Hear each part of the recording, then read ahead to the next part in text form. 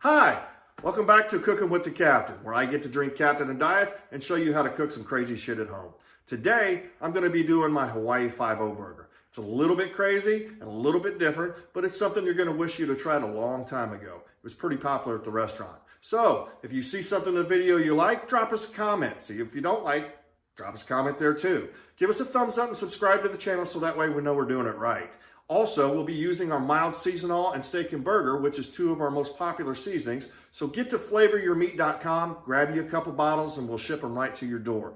We actually have a Flavor Your Burger pack, which includes both of them at a discounted price right now. So again, flavoryourmeat.com. And without further ado, let's bring you the Hawaii 5-0 video.